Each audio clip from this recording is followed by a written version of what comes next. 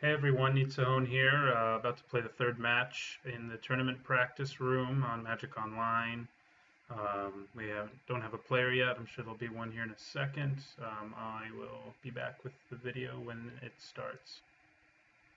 All right, looks like our game's about to start here with the red-black zombie budget deck. We won the die roll, and we got a pretty good hand. It's keepable for sure. Turn 1 Gravecrawler, turn 2 Timorets, pretty nice. We got some removal, and we got 2 Zombie Lords, so it's a pretty aggressive hand. We will pay 2, and we'll play our Gravecrawler, and Blood Crypt too, but get in there for some early damage, hopefully.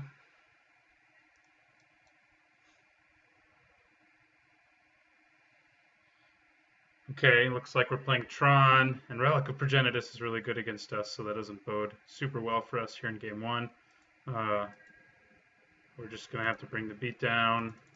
If we can win this one, then great. I think after sideboard, we have a pretty good chance here. And even in this game, I mean, if we can play our Death Baron on turn 3, we're in really great shape.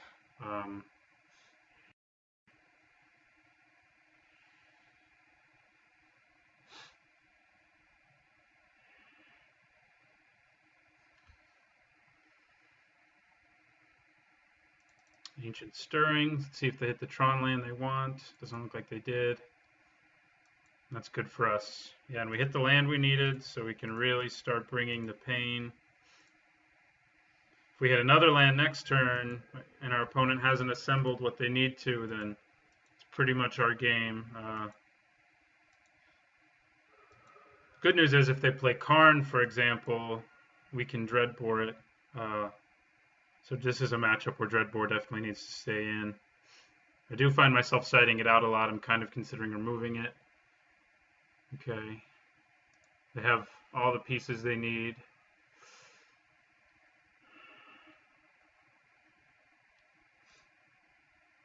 Which is good for them, not so good for us. But we still have a chance here. Depends on what they do with their Tron mana. Seeing that out of the way is good too. I mean, we have Reach in play, so kind of looks like they don't have anything to play just yet with all that mana, which bodes really well for us here in game 1.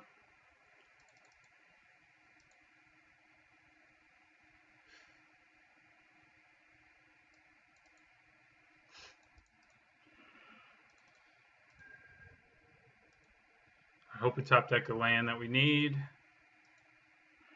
and we did. It's great. Pretty lucky, but I'll take it. It means more than likely that we win next turn. Yeah, we can't win right now. We'll knock him to 1. So, actually, I probably should have just attacked and sacrificed 2 zombies now that I think about it. So hopefully that doesn't come back, because we could have swung for 3, 5, 7. No, that wouldn't have been enough. It would have just been 7. So sacking the 2 zombies to Timoret wouldn't have been enough. But our opponent's in serious trouble now. Even if they play Emrakul or something like that, we can actually survive. Yeah, we got that game. That's great. We got a super fast hand. That's what we needed. I think we cut the Terminates in this matchup. They don't do a whole lot. I put in a 4th Dreadbore for Karn. Safe to assume they have Karn. So the Terminates, I mean, he may end up having something that I wish I had Terminate for, but Dreadbore can kill most of those things. I think I want Rakdos Charm, but maybe not. I'm trying to think. There are enough things like an Expedition map. Destroying that before he can use it would really be punishing, but I don't know if that's enough. I think I'm going to put in Lightning Bolts just for extra reach. I'm kind of considering just cutting this Pharaoh. Yeah, the Pharaoh's not necessary. Running another 2-drop and speed us up even more. I mean, we want another hand like the one we just had, where it was pretty inevitable that we were going to win. We just had so much damage so early. I'm actually considering cutting the stockpiles against a deck like this. I think I'm going to. I'm just going to up my zombie count and just go for the kill. The stockpiles are better against control and mid-range decks than they are against a Tron deck like this one, where we just need to win before they power out a card. So we're going to put in, and we'll even put in one Lifebane zombie. I mean, it's a 3-drop. I mean, we just lowered our curve a lot, so this should help us win. Let's just like we did in game 1, increases our chances of getting a hand like that again. But we did not. We need a mulligan. 1 land. Okay, this is a pretty slow hand, but I'm going to have to keep it.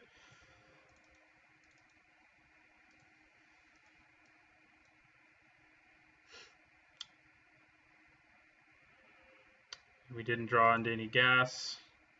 That's unfortunate.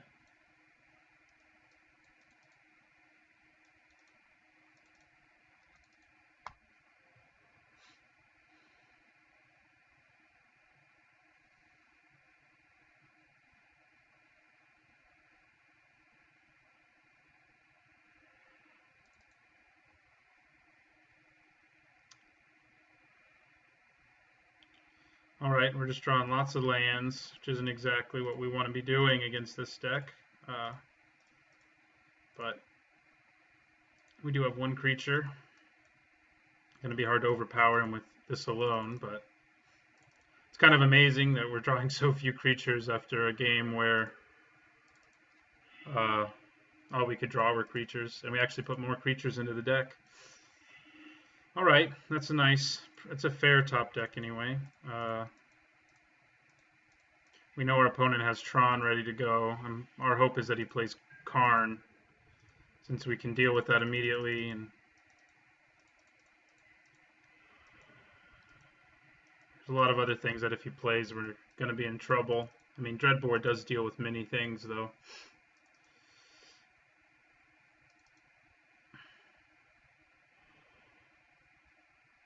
All right, Tron has been assembled.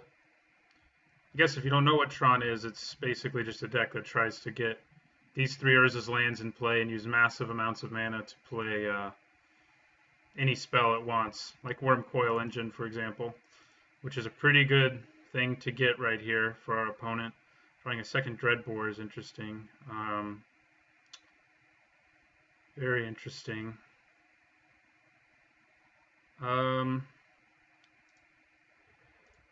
So I could Dreadbore the Wormcoil Engine, but if I kill a Wormcoil Engine, he gets 2/3/3s, one with Lifelink and one with Death Touch.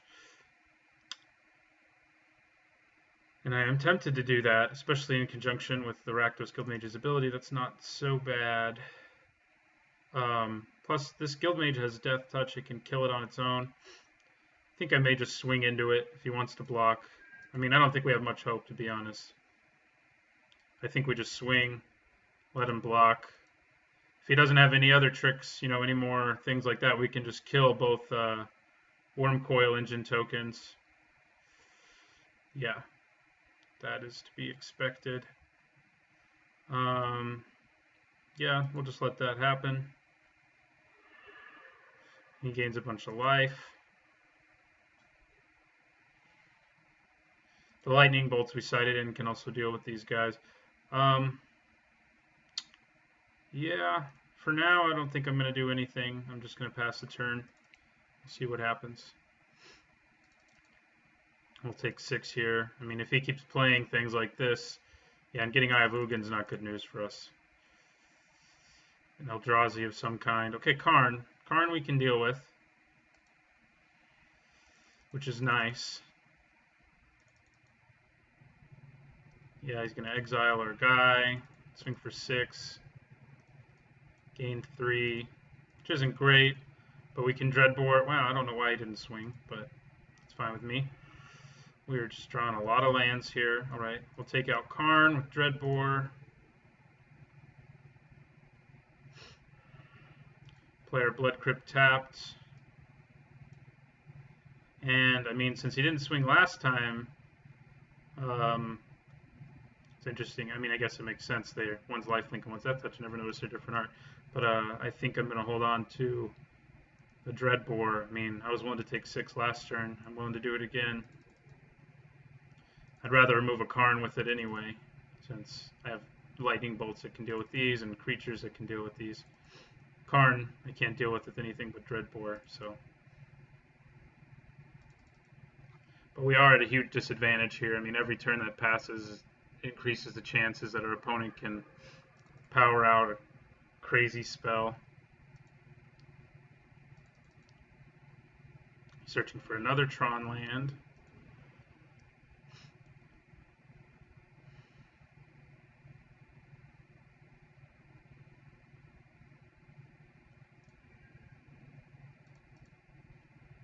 This time I think he's going to remember to attack. No. It's pretty incredible. I'm not sure why he's not attacking me. Wow, and we drew another Dreadbore, so that is a lot of Dreadbores. I think I'm just going to pass the turn again. We've got 3 of our 4 Dreadbores in this game. What's he doing? Oh, yeah. He searched for Emrakul. That's pretty much GG.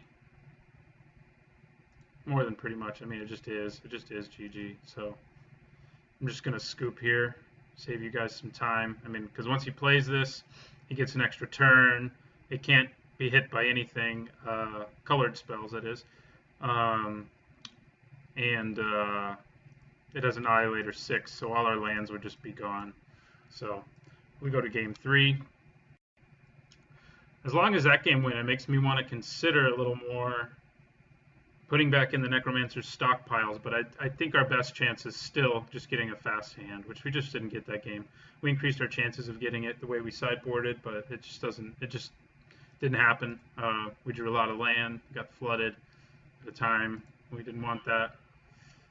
This is a good hand. It's not the most overpowering, but it can certainly get the job done. It's quick. Our opponent has mulliganed to 5. So that's also good news for us. So we'll play a turn 2 Crusader, turn 3 Messenger, turn 4 Executioner. And, going first in this game means that our opponent's going to take a lot of damage by the time it's his turn. By the time he has his Tron lands up. I think I'm going to play the Guild Mage still. I mean, now, rather than the Crusader. The Guild Mage can do more things. I mean, our opponent's going to have 2 parts of the Tron lands now, but the good news is he played this instead of another Tron land. Okay, so I think we're in really good shape here. We just swing. And then we play our Messenger, which put him at 16. Next turn we play our Executioner, and we'll swing for 7, which will put him at 9, and he'll just be in a really bad position to try to take this game.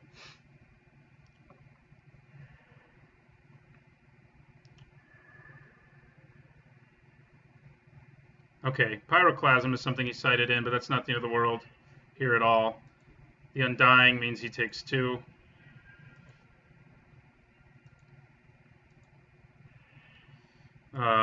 Okay. No, I was thinking we had 5 mana here. We don't. I'm going to play the Blood Crypt untapped. And I'm just going to drop the Executioner. He'll swing for 5, so our opponent's still at 9, as we predicted would be the case.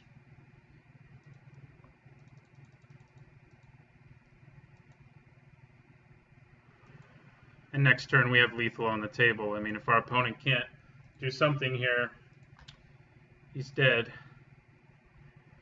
He has his Tron set up now, though, so I'm sure a Worm Coil Engine is going to show up. All is dust. Yeah, that's pretty bad for us. It's pretty good on our opponent's part, but we can rebuild pretty fast here. Pretty fast. I'm going to play a Crusader.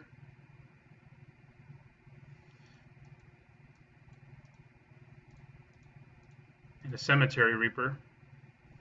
And now when we play our Executioner next turn, we won't quite have lethal, but we'll be close. So Hopefully he doesn't have another board sweeper like that.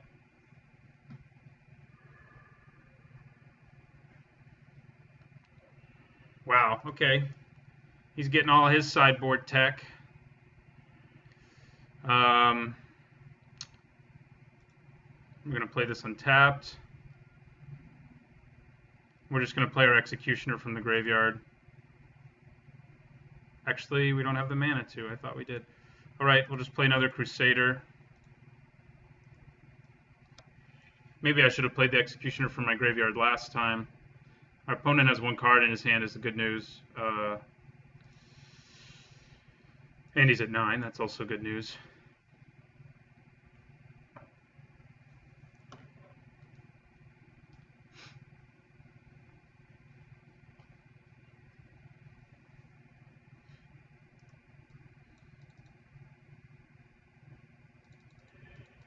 Two Pyroclasms and all his dust. That's pretty brutal. 3 Pyroclasms. I stand corrected. We have a Bolt, which is nice, but we can't do anything with it at this moment. But our opponent's also in top deck mode. I mean, we have so many cards we can draw that would really just be nice. Of course, he does too.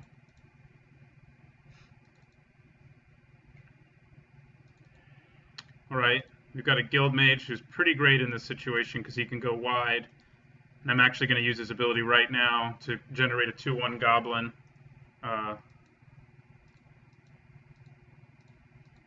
We will add the mana necessary. Make a Goblin. Really wish he made zombies, you know, but he doesn't. Oh, our opponent still has something. Oblivion Stone. Okay. I guess we knew that, but that's okay. If he's going to use his Oblivion Stone there, then he is making our Arisen Executioner in the graveyard endlessly more expensive, which is pretty annoying.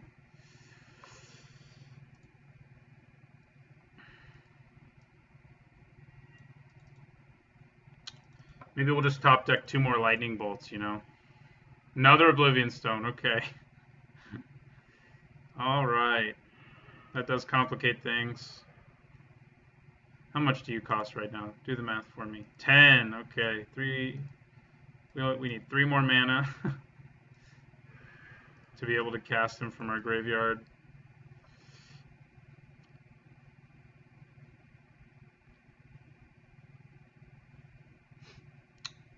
Yeah, this is not the greatest position to be in. I can't believe our opponent hit so many removal spells, but it's also the only reason he hasn't played a big finisher yet, too, is because he had all that removal. He might have died without it, though, as fast as our hand was, so, but we'll never know. So, yeah, he's got something now. Yeah, Ugin, pretty big problem. All right, we got another Rakdos Guild Mage, though. And right now, okay. We'll cast the Guild Mage.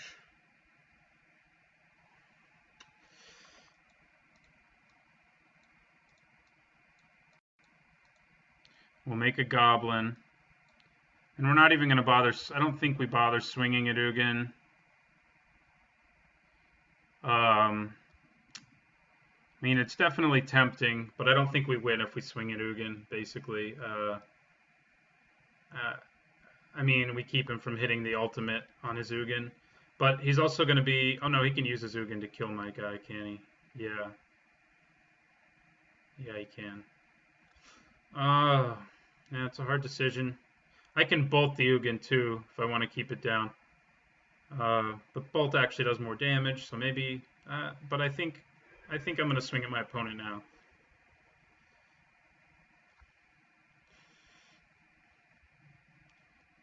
Good news is my opponent is not going to be willing to Oblivion Stone right away. He'll put a counter on Ugin in a little while, but yeah, we'll attack our opponent.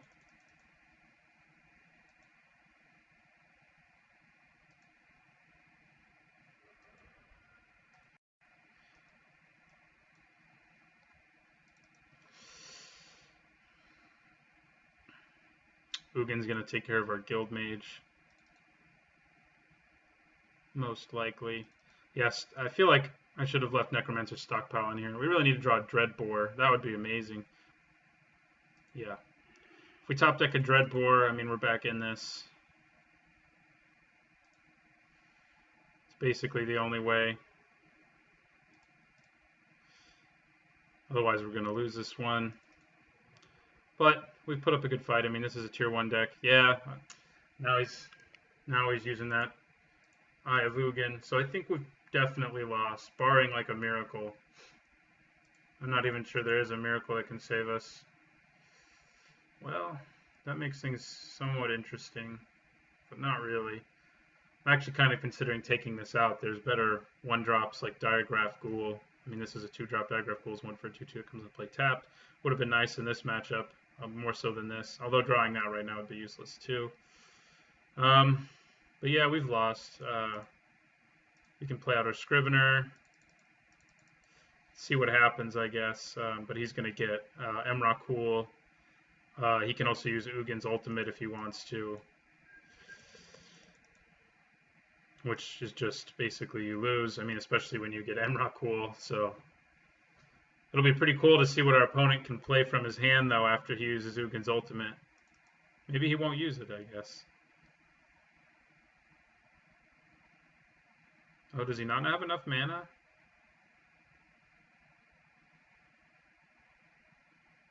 Maybe he doesn't. That works okay. I mean, chances are he's going to kill our Scrivener. Oh yeah, Sundering Titan. It's pretty ugly. 2. Yeah.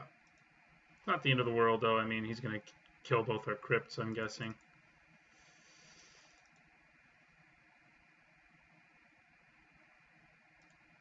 Yeah, it'll really take a miracle to pull out of this one. I can't believe all the Pyroclasms our opponent had. We can't draw any of our Dreadbores. I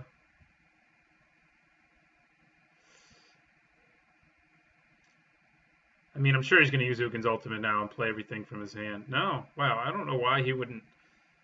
I mean, I guess he's concerned enough about his life total, like if I have removal in my hand, and he doesn't want me drawing the extra cards I could potentially draw. That seems pretty crazy. We're just going to go for his dome with our lightning bolt.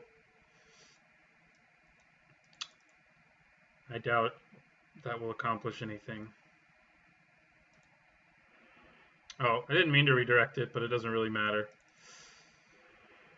Yeah, that's GG. So we lost to Tron. I mean, this is a tier 1 deck. It's difficult to beat. It's not even a good matchup for us, but we had a good chance. Our opponent sideboarded well against us. Those 3 Pyroclasms that he got were pretty brutal. Plus the All Is Dust. Yeah, it added up to us losing. It took our opponent a while to find a way to kill us, but he found it. So, good games. I think I'm going to make some changes to this deck too. Probably the primary one being adding Diagraph Ghoul for the Blood Scrivener, but I'll think a little bit more about that. So, see you on the next video.